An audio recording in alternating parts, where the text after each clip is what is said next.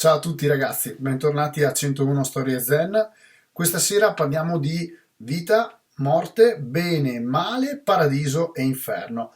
È un sistema bello complesso. Quando leggiamo queste storie ci tenevo a fare una piccola veloce premessa. Non confondete l'ambito religioso con cui sono magari permeate, con cui sono state scritte, perché affondano le radici in questo tipo di sistema della religione, però queste storie hanno dei valori e delle potenzialità per darci dei principi in più sulla vita quotidiana nostra, anche occidentale, proprio ci sono dei bei modi di pensare che portano poi magari a dei bei modi di agire. Quindi, a prescindere da quella che è la religione o la credenza di un paradiso o di un inferno, quello che può essere racchiuso in queste storie zen, portatelo come una bella riflessione. Tenetevi questa carta per riuscire a superare magari le cose in maniera un po' diversa dal solito. Andiamo a leggere la storia. Le porte del paradiso. Un soldato che si chiamava Nobushige andò da Hakuin e gli domandò: Ma c'è davvero un paradiso ed un inferno? Chi sei? Vuole sapere Hakuin. Sono un samurai, rispose il guerriero. Tu, un soldato, rispose Hakuin. Ma quale governante mai ti vorrebbe come sua guardia?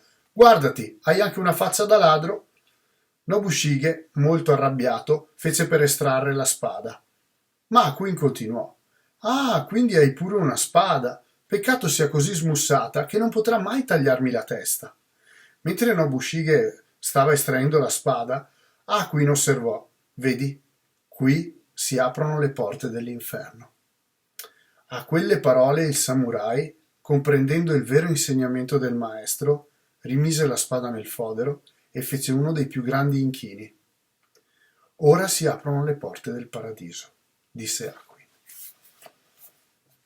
Questa storia è molto interessante. Allora, anche qui sempre le due visioni, il maestro e la persona che riceve il maestro, il samurai. Allora, intanto il maestro.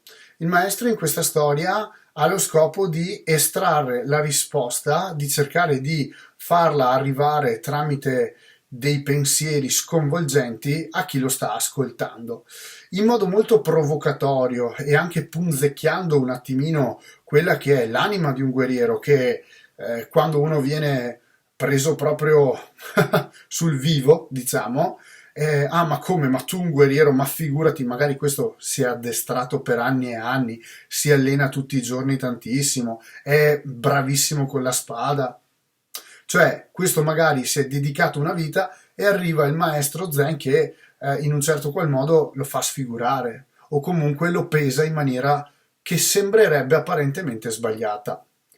Ma il motivo è presto detto. Si cerca di sconvolgerlo. Cioè, se la preoccupazione del soldato, e qui mi sposto sulla persona che è andata a chiedere udienza al maestro Zen, se il soldato ha il dubbio che ci sia un paradiso ed un inferno, probabilmente le sue azioni sono ancora dubbiose, però utilizza una spada.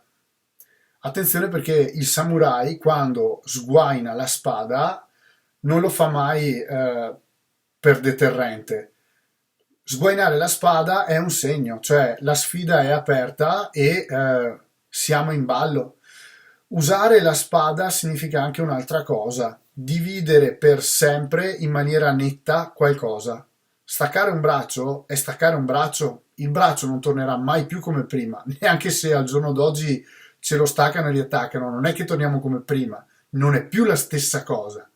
Come anche all'epoca era proprio una cosa che divideva in maniera forte e per sempre, e quindi erano delle decisioni da prendere bene, se combattere o non combattere e se uccidere o non uccidere. E qui i dubbi del soldato: io uccido, andrò in paradiso o andrò all'inferno? Hakuin, il maestro Zen, lo fa riflettere. E se tu devi decidere di comportarti bene perché andrai in paradiso o di comportarti male perché magari vuoi andare all'inferno, tu non stai percorrendo una via, tu stai scegliendo senza compiere un percorso. Tu sai già che quella è la vetta e sai già che ci arriverai con quella strada. La vita del samurai, che è mettersi al servizio di, e quindi avere estrema fiducia di qualcuno che ci dà dei compiti, o mettersi al servizio di qualcosa di più grande, che può essere un bene collettivo anche superiore al mio, tant'è che i samurai dedicavano anche la loro vita se il loro padrone veniva a mancare, capitava che appunto si uccidessero perché non avevano più un padrone con cui legarsi, un legame talmente amicale, di fede e di rispetto così devoto che una vita senza un padrone era senza senso addirittura. Quindi Aquin cosa fa? Cerca di fargli aprire la mente. Se il tuo obiettivo è di fare delle azioni perché sai già dove vuoi andare, quindi non ucciderò più nessuno perché voglio andare in paradiso, o non ucciderò alcune persone perché voglio essere più compassionevole, magari sarò perdonato e andrò lo stesso in paradiso, o voglio essere cattivo e andare tutti ad andare all'inferno, cioè questo non è il modo con cui un samurai deve ragionare. Il samurai si allena, si addestra e è al servizio di. È un pensiero molto molto lontano dal nostro, nel senso che per noi come società siamo un po' più individualisti come Occidente. In Oriente è una società molto collettivista, si fa il bene di tutti subito e poi c'è il bene dei singoli.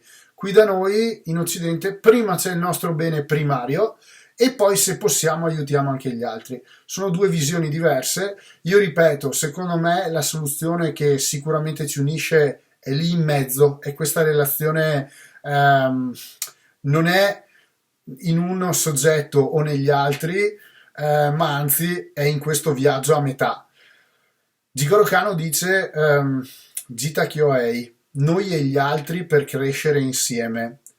Peccato che sembri sempre, quando la leggiamo, almeno quando la leggo io, noi come gruppo, noi come dojo e gli altri per crescere insieme, quindi gli altri studenti, gli altri maestri, gli altri che non fanno judo, per crescere collettivamente. Di recente, una buona 8-9 anni, io ho iniziato a leggerlo come noi e gli altri, ma quegli altri siamo noi. Cioè, cercate di spostare il problema, noi e gli altri per crescere insieme. Tante volte ci poniamo noi come altri. E questo è un bel modo di vederla alla orientale. È scaturito dopo alcune letture di Fondamenti di Judo di Jigoro Kano, il libro che vedete qua sopra, però lo consiglio a tutti, bellissimo. Cercate di avere sempre l'idea, non c'è un vero noi, non c'è un vero l'altro, siamo un po' l'una e l'altra cosa perché le relazioni sono questo, siamo due soggetti attivi, è come fare randori, non c'è un vero uke, siamo due tori che si confrontano se facciamo judo. Cerchiamo quindi di fare come ha fatto il soldato e, capita la rivelazione, accettare quello che è un nostro cammino. Quindi ho capito, io ho il timore di andare all'inferno e se mi farò prendere dalle pulsioni perché tu mi stuzzichi, allora agirò d'impulso, ucciderò magari qualcuno e magari sbaglierò. Quindi la storia poi come morale classica ha quello di non farsi prendere dalle emozioni o dalla rabbia o dalla foga, anche se siamo punzecchiati, porsi su un livello più elevato, guardare il nemico dalla collina, come scrive nell'arte della guerra, come viene citato nell'arte della guerra, porsi su una parte rialzata di terreno porterà sempre grandi vantaggi strategici a chi è in cima. Questo non vale solo a livello tecnico-tattico, dall'alto in basso e sono su una collina, quindi l'avversario deve venire in salita e io lo posso colpire meglio perché sono in discesa. Vale anche a livello filosofico, spirituale, porsi su un piano più alto, ok? L'idea quindi di cercare di non farsi prendere dalle pulsioni, un samurai a controllo di sé. Un samurai rispetta chi ha davanti, anche se chi ha davanti non ti rispetta. Questo dovrebbe essere quello che fa un samurai perché non ha bisogno delle conferme esterne. non deve fare la domanda se c'è il paradiso o l'inferno. Quella è la sua strada. Non deve soffermarsi per sapere quale direzione è migliore per un suo futuro. Il futuro del guerriero è un futuro a volte solitario, a volte con tanto peso sulle spalle e capita di trovare qualche compagno di cammino, ma per lo più è una strada in salita e si cerca di aiutare chi si può lungo il cammino a venire un po' con sé oppure di seguire qualcuno e quindi di andare con e cercate di fare anche voi il vostro cammino marziale, ok? E mi raccomando, sempre controllo di sé. Ciao, alla prossima!